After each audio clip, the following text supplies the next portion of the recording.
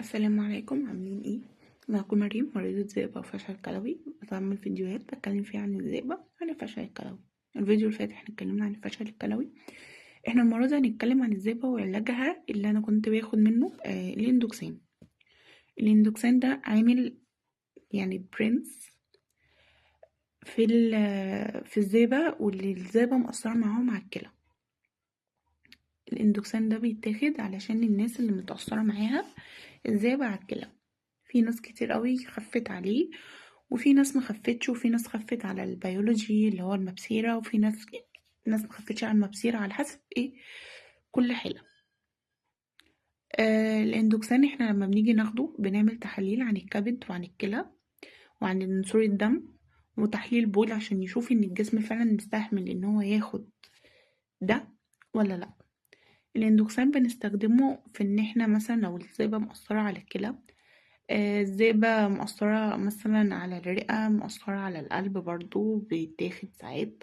انا ما كانش يعني انا كانت مؤثرة معايا على الكلى وأثرت معايا على القلب والرئة، بس ما لقيناش ان الاندوكسين عامل معايا حاجة في الرئة والقلب، فدخلنا على البيولوجي لان كان لازم، يعني احنا خلاص يعني احنا فقدنا الكلى، فالقلب والرئة كان خلاص بدأ برضو يحصل في الرئة، بدأت تحصل فيها تلف، والقلب بدأ يحصل فيها عضلة القلب بدأ يحصل فيها ضعف. فلازم كنا ندخل بيولوجي علشان نلحق. لو الناس قال لي، يعني لو حد سأل قال لي طب ما انتي كنتي بتاخدي الاندوكسين ليه دخلتي على البيولوجي؟ فاحنا دخلت على البيولوجي علشان ده. ايه الأعراض اللي أنا مثلا كنت بتحصلني لما كنت باخد الاندوكسين؟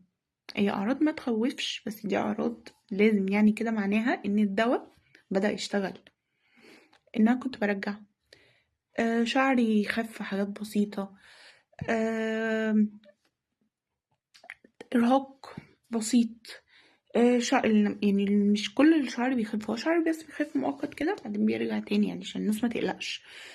ترجيع، إرهاق، تكسير في الجسم، مكنتش قادرة أتحرك اليوم اللي أنا كنت باخد فيه، وجع في البطن، كنت لازم اخد حقن الكنترول لوك، وكنت لازم اخد دواء حقن الترجيع اللي هو لو هرجع وكده، فكنت لازم اخدها. طب ايه مثلا لو انا خدتها وحصل لي كل ده والدنيا تمام؟ طب ايه مثلا ايه الاعراض بقى اللي هي لو حصلت لازم اكلم الدكتورة دلوقتي؟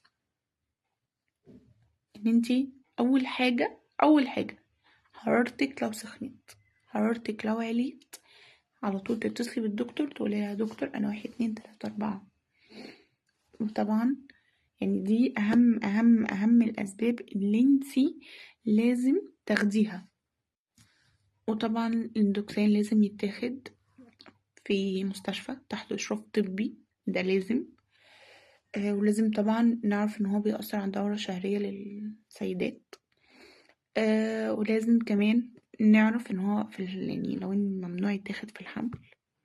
وكمان لازم نعرف إن الإندوكسين هو يعني حاجة قوية، ويعني يعتبر نوع من أنواع الكيماوي، بس برضه بيتاخد في الأورام، بس بيتاخد يعني على حسب الجرعات. يعني متهيألي يعني مرضى الذئبة بياخدوه أخف من، يعني جرعاته أقل من جرعات الأورام. ربنا يشفينا ويشفي كل مريض يا رب.